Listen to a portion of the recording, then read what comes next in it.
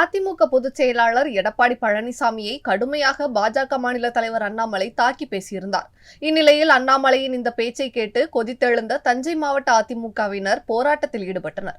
மேலும் அண்ணாமலையின் உருவபொம்மையை எரிக்க முற்பட்ட போது அங்கு இருந்த காவலர்கள் தடுத்து நிறுத்தியதால் அதிமுகவினருக்கும் போலீசாருக்கும் இடையே தள்ளுமுள்ளு ஏற்பட்டது.